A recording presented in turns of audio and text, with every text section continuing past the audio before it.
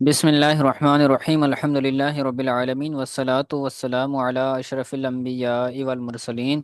ہدایت و نحو کے دروس کا سلسلہ ہمارا جاری و ساری ہے، اور گزشتہ سبق کے اندر ہم نے جو ہے وہ خطبۃ الکتاب پڑھا تھا، یعنی کتاب کا خطبہ۔ اس کے بعد کتاب کا مقدمہ آتا ہے۔ تو یاد رکھیے کہ کل ہم نے پڑھا تھا ہدایت النحو کے خطاب کے اندر، یعنی خطبہ کتاب کے اندر، کہ یہ جو کتاب ہے یہ ایک مقدمے پر اور تین اقسام پر مشتمل ہے۔ ایک مقدمہ ہے اور تین اقسام ہیں۔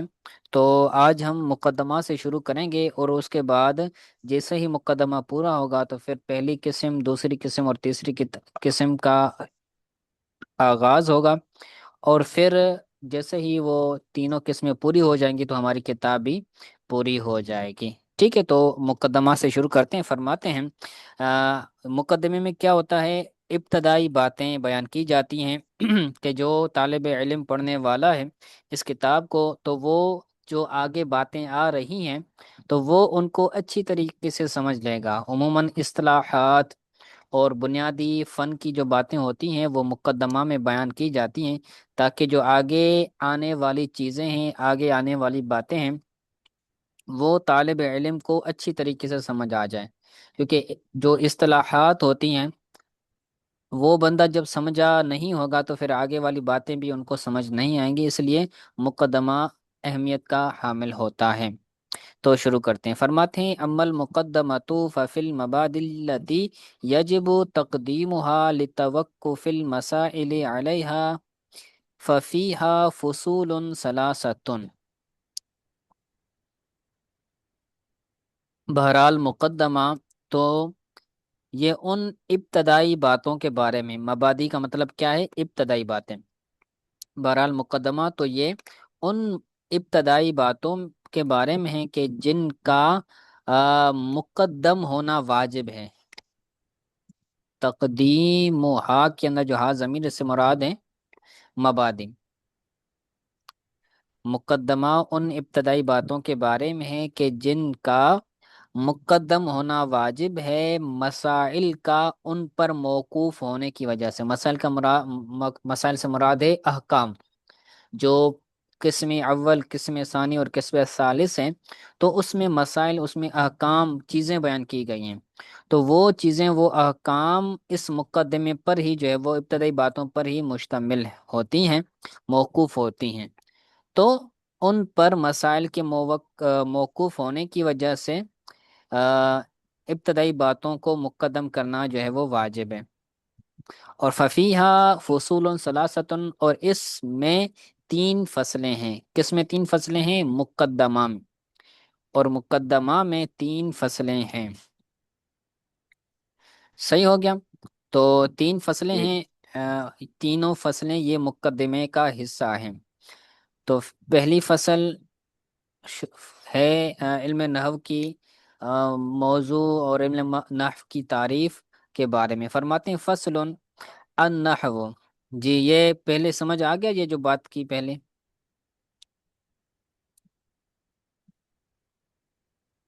فصل سے پہلے جی جی، پہلے جو یہ بات کی ہے سمجھ یہ آ گیا سمجھ آ کہ گئی یہ ہے؟ کہہ رہے ہیں کہ جو مقدمہ ہے کہ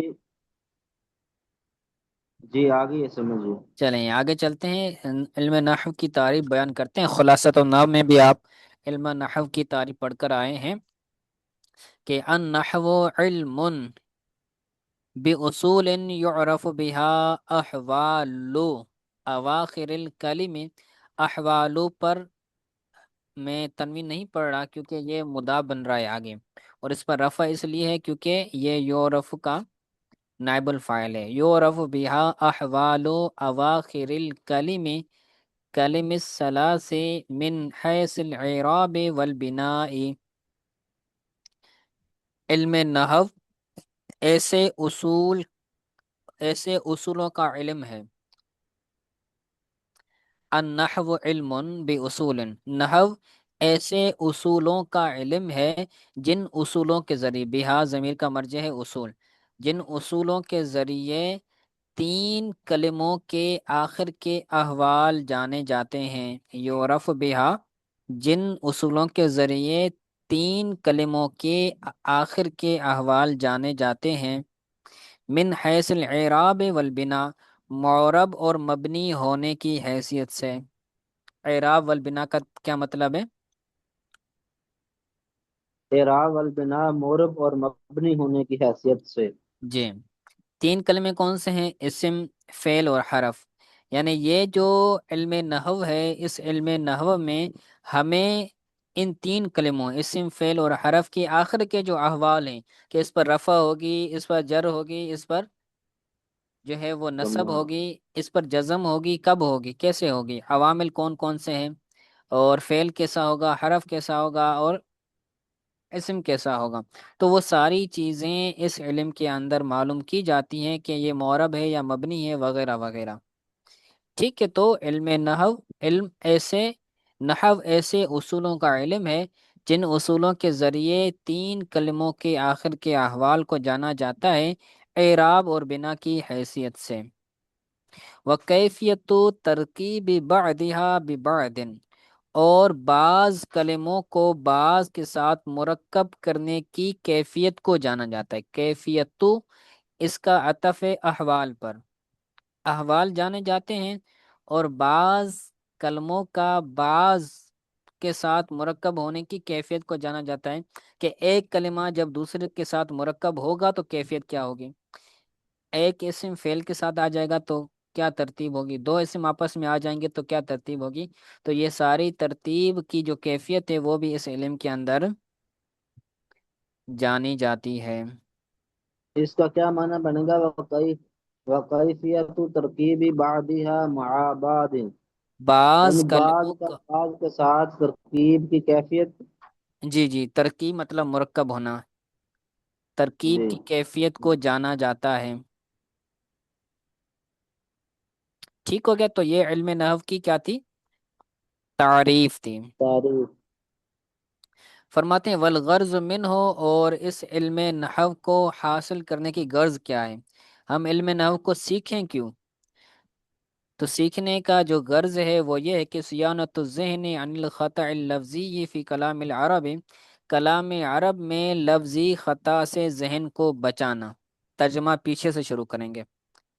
کلام عرب میں لفظی غلطی سے ذہن کو بچانا، یہ علم نحو کا غرض ہے۔ جب ہم علم نحو پڑھیں گے تو عربی پڑھنے میں ہم غلطی نہیں کریں گے، کہاں پر رفع پڑھنی ہے، کہاں پر زیر پڑھنی ہے، کیوں پڑھنی ہے، وہ سب کچھ ہمیں پتہ لگ جائے گا کہ ہم کیوں پڑھ رہے ہیں اور کیسے پڑھ رہے ہیں اور کیا پڑھ رہے ہیں۔ تو یہ غرض ہے علم نحو کو، اس غرض سے جو ہے وہ ہمیں سیکھنی چاہیے اور پڑھنی چاہیے۔ ٹھیک ہو گیا؟ جی، یعنی ذہن کو لفظی، کلام عرب میں ذہن کو لفظی غلطی سے بچانا، یہ غرض ہے۔ جی، اور علم نحو کا موضوع کیا ہے؟ الکلمۃ والکلام، علم نحو کا کلمے موضوع، کے اعتبار سے کلام ہے۔ علم نحو کا موضوع کلمہ اور کلام ہے۔ جی، ٹھیک ہو گیا، تو یہ پہلی فصل تھی۔ مقدمے کتنی فصلیں ہیں؟ تین فصلیں ہیں۔ جی، پہلی فصل ہماری مکمل ہو گئی۔ اس کے بعد دوسری فصل ہے فصل الکلمۃ لفظ وضع لمعنى مفرد، کلمہ اور کلام ہے، علم نحو کا موضوع کلمہ اور کلام ہے۔ تو اب کلمہ کسے کہتے ہیں، کلام کسے کہتے ہیں، اس کو بیان کرنے میں شروع ہو جائیں گے۔ تو کلمہ کی سب سے پہلے تعریف بیان کی کہ کلمہ کیا ہوتا ہے۔ فرمایا الکلمۃ لفظ وضع لمعنى مفرد،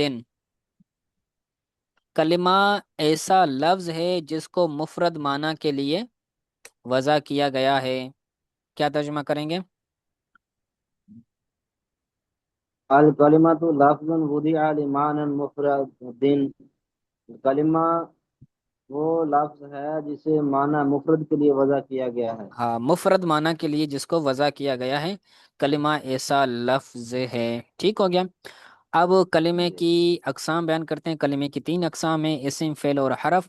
وہی منحصرۃ فی ثلاثۃ اقسام، اور یہ تین قسموں پر منحصر ہے، یعنی اس کا دار و مدار تین کلموں پر ہے۔ اسم، فعل اور حرف کیا؟ اسم فعل اور حرف۔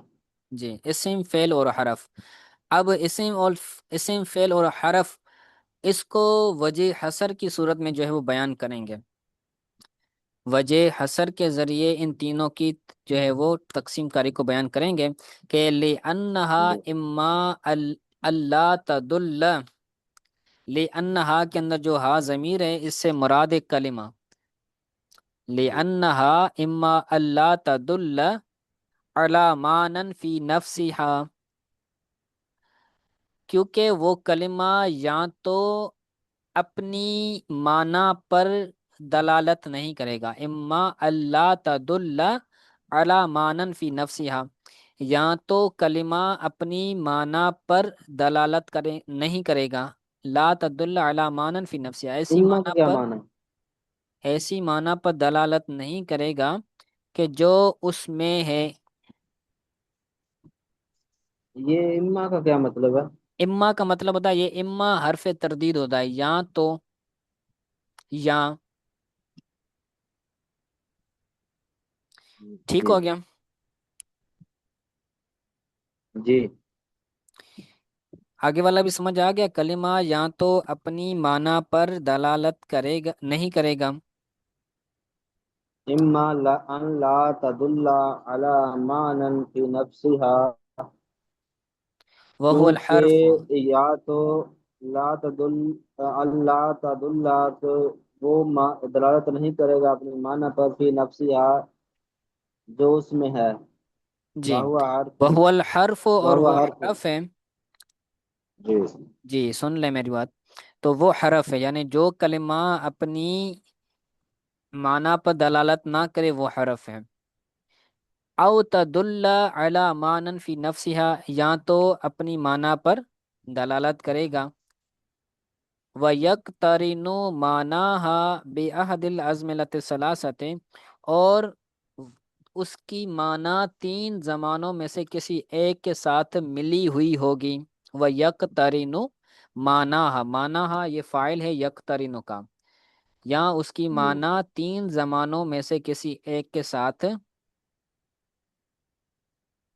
جی ملی ہوگی۔ تو جب اس کی معنی تین زمانوں میں سے ایک زمانے کے ساتھ ملی ہوگی تو وہ ہو جائے گا فعل۔ تین زمانے کون سے؟ ماضی، حال، مستقبل۔ تو تین زمانوں میں سے کسی ایک زمانے کے ساتھ اگر کلمے کی معنی ملی ہوئی ہو اور کلمہ اپنی معنی پر خود بھی دلالت کر رہا ہو تو پھر کیا ہو جائے گا؟ وہ کلمہ فعل کہلائے گا۔ جی۔ یہ بھی احد الازمنۃ الثلاثۃ ہے نا؟ جی جی، بِأَحَدِ الْأَزْمِنَةِ الثَّلَاثَةِ۔ جی ٹھیک۔ آگے فرماتے ہیں یا او تدل علی معنن فی نفسها ولم یقترن معناها به وهو الاسم، یا وہ کلمہ اپنی معنی پر دلالت کرے گا اور اس کی معنی ان کے ساتھ ملی ہوئی نہیں ہوگی، تین زمانوں میں سے کسی ایک زمانے کے ساتھ اس کی معنی ملی ہوئی نہیں ہوگی، لیکن یہ اپنی معنی پر خود دلالت کرے گا، تو وہ اسم کہلائے گا۔ اسم میں کوئی زمانہ نہیں ہوتا، کیا؟ اسم جس میں میں کوئی کوئی، زمانہ نہیں ہوتا۔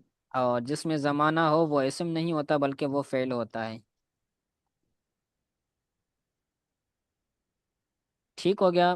چلیں اب اسم کی تعریف بیان کرتے ہیں، یہ تو ایک وجہ حصر کے ذریعے بیان کیا گیا، اب الگ سے جو ہے وہ اسم کی تعریف بیان کرتے ہیں، آسان ہی ہے۔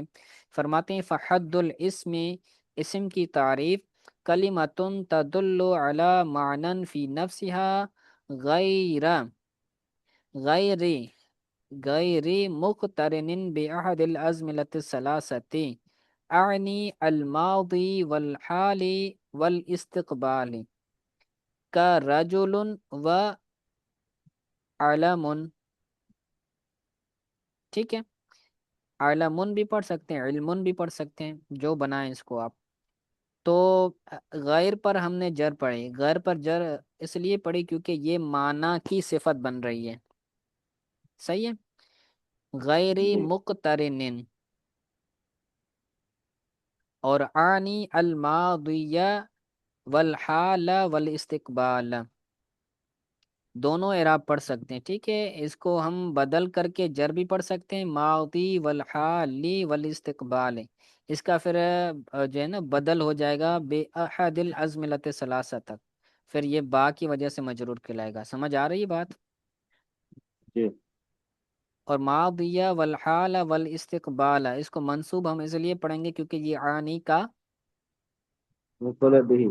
مفعول بھی بنے گا، شاباش، ٹھیک ہو گیا۔ اور کا رجل و علم، اس کو ہم نے تنوین کیوں پڑھی جبکہ کاف جو ہے وہ جر دینے والا ہے، تو اس کو ہم نے مراد لفظ لیا ہے، کا رجل مراد لفظ لیا ہے، اگر ہم مراد لفظ نہ لیتے تو پھر جر پڑھتے،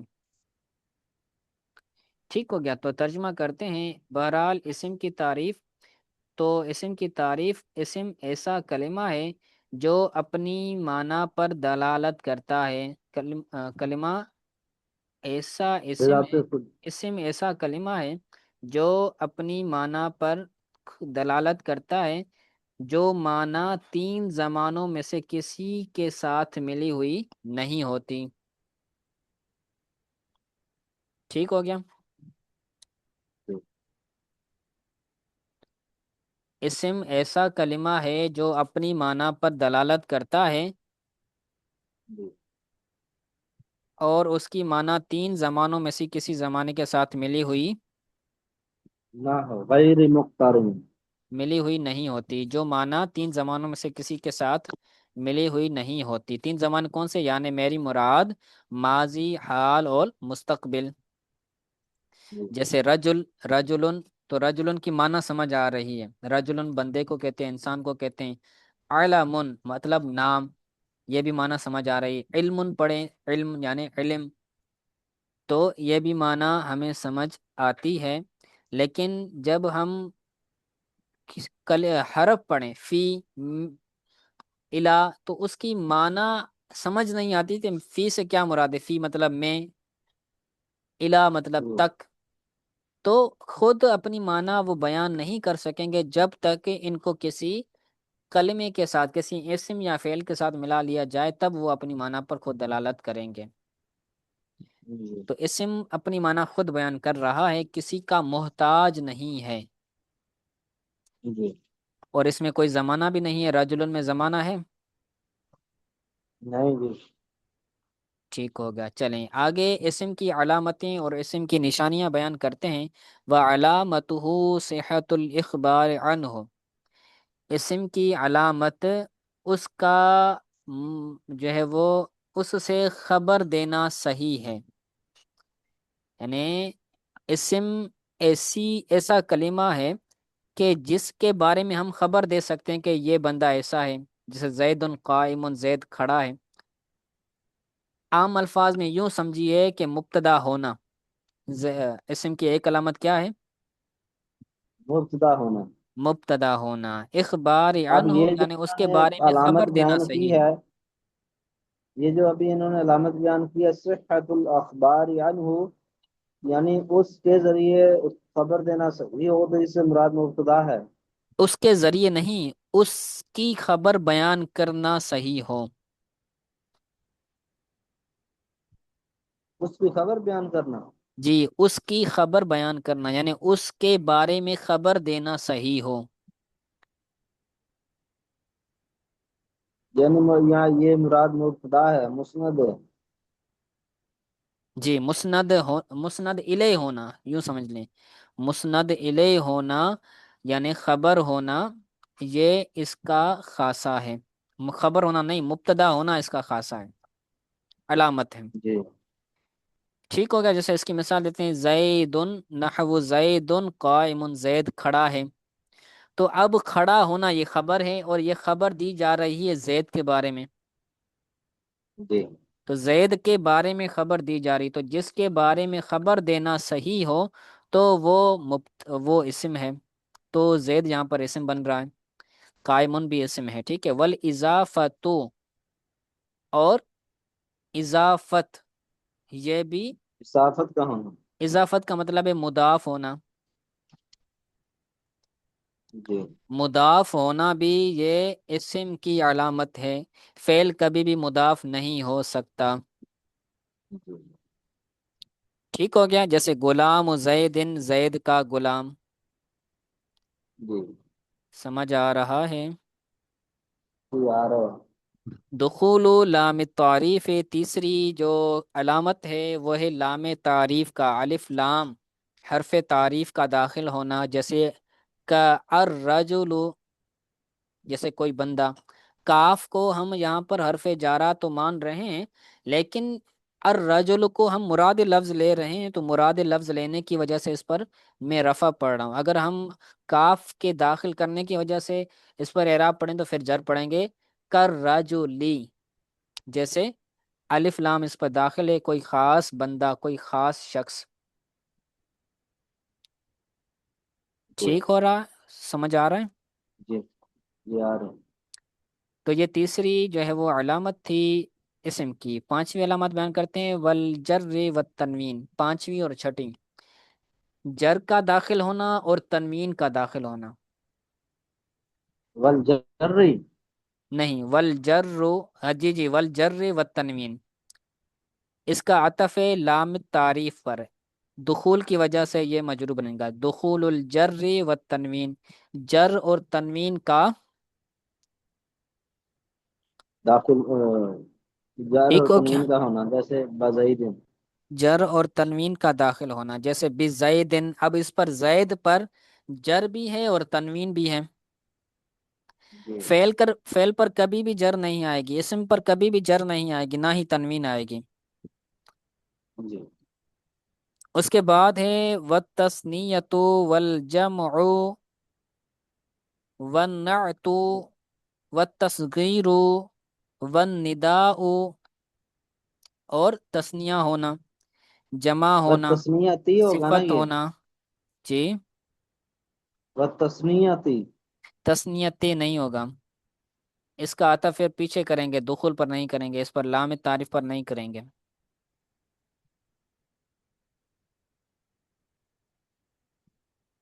والتثنیۃ، یہ اس کا عطف ہوگا، یہ پیچھے پڑھا نا ہم نے صیحت الاخبار، تو اس کا عطف ہوگا صیحت الاخبار پر۔ اسم کی علامت جو ہے وہ تثنیہ بھی ہے، جمع بھی ہے، تثنیہ ہونا، جمع ہونا، صفت ہونا، اور مصغر ہونا، تصغیر والا ہونا، اور ندا منادا ہونا بھی ہے۔ جی سمجھ آ رہا ہے؟ اعراب اس پر ہم رفع کیوں پڑھ رہے ہیں؟ جی صحیح، تو یہ سارے کے سارے کس کے خاصے ہیں؟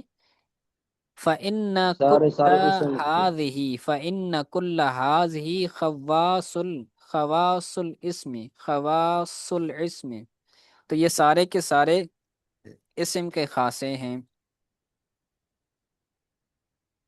ٹھیک ہو گیا، 10 خاصے ہیں، کافیہ کے اندر 5 بیان کیے گئے ہیں اور یہاں پر 10 بیان کیے گئے ہیں۔ خلاصۃ النحو کے اندر کتنے بیان کیے گئے تھے؟ اس کے 6 اسم کے، اسم کے خاصے، جی۔ اسم کے خاصے وہاں تو میرے خیال سے 5 تھے۔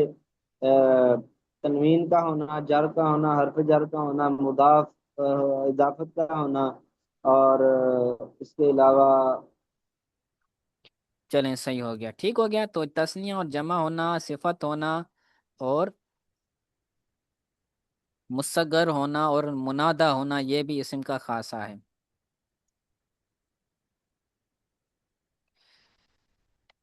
اب اب فَإِنَّ كُلَّ هَذِهِ آپ سے میں یہاں پر ایک سوال کروں کہ دربا، دربو، یہ کون سا سیگا ہے؟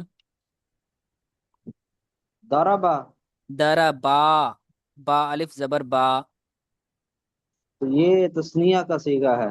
تسنیہ، اور یہ فعل ہے کہ اسم ہے؟ ضربہ یہ فعل ہے۔ فعل ہے، تو یہاں پر بیان کیا گیا کہ تسنیہ تو اسم ہوتا ہے، فعل تو تسنیہ نہیں ہوتا، جی تو کیا جواب دیں گے؟ دربو جمع ہے، جمع مذکر ہے، تو یہ تو، یہاں اس سے مراد یہ نہیں، اس سے مراد زیدانی یا زیدون ہے۔ اور زیدان ہے یہاں پر، नहीं। تو پھر آپ کیوں نکال رہے ہیں؟ خاصے کا مطلب یہ ہے کہ جو کسی میں پایا جائے وہ کسی اور میں نہ پایا جائے۔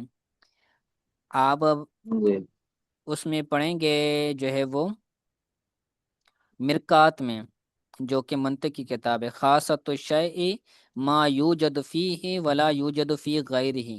کسی چیز کا خاصہ یہ ہوتا ہے کہ جو اس میں تو پایا جائے لیکن اس کے علاوہ جی کسی اور میں نہ پایا جائے، ما یوجد فیہ ولا یوجد فی غیرہ۔ تو جی تسنیہ جمع ہونا یہ تو اسم کا خاصہ ہے، تو فعل میں کیوں پایا جا رہا ہے؟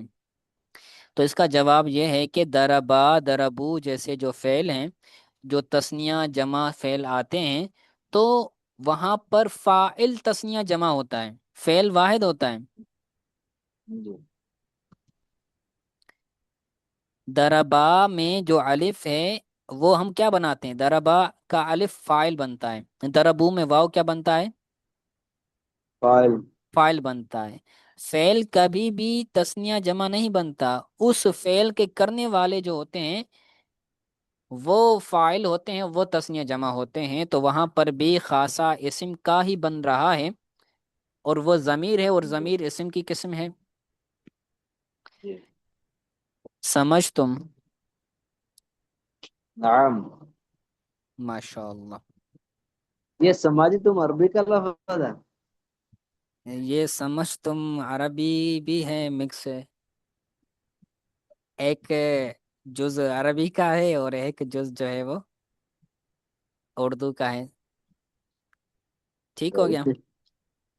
یہ جی مذاق کے طور پر ہو جو ہے وہ ایسے ہی لطف کے جی لیے ہم آپ کو کہتے ہیں، ٹھیک ہے؟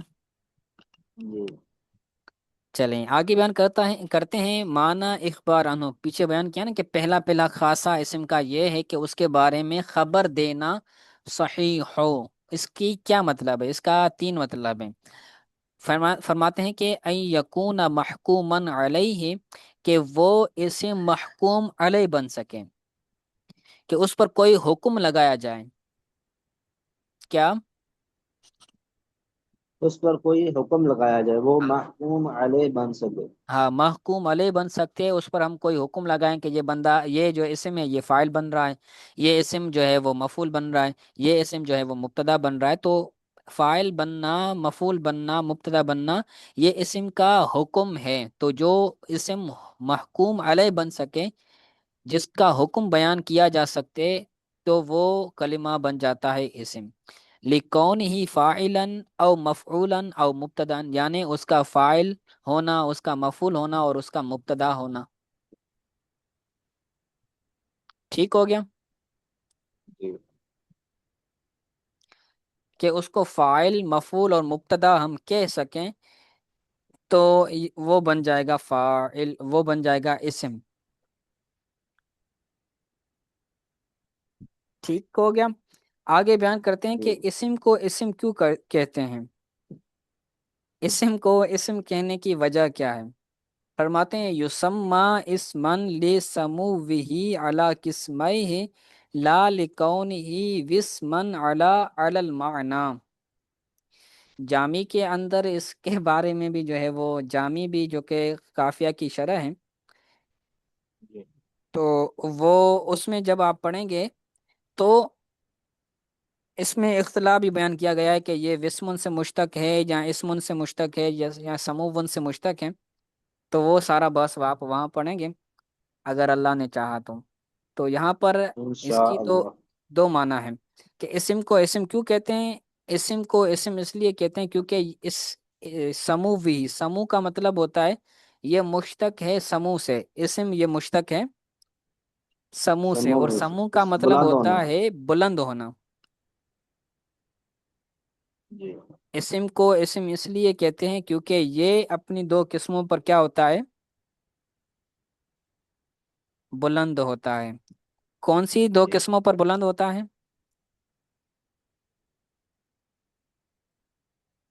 اور ایک علامت اور دوسرا معنی۔ نہیں، دو قسموں پر یعنی حرف اور فعل پر۔ اسم کی، حرف اور کلمے کی فعل دو پر بلند قسمیں ہیں نا، ہوتا ہے۔ دو قسمیں کلمے کی دو قسموں پر بلند ہونے کی وجہ سے، حرف جی، اور حرف اور فعل۔ کسیم مئی ہے، کس مئی نہیں پڑھیں گے، اس کو کسیم پڑھیں گے۔ کسیم کا مطلب ہے کہ ایک مقسم کی اقسام، جیسے مقسم ان کا، قسیم ہی۔ ہاں کسیم مئی ہے، اپنے مقسم کی دونوں قسیموں پر بلند ہونے کی وجہ سے۔ مقسم کون ہے؟ مقسم ہے کلمہ، کہ کلمے کی یہ اقسام ہیں، جی ٹھیک ہے۔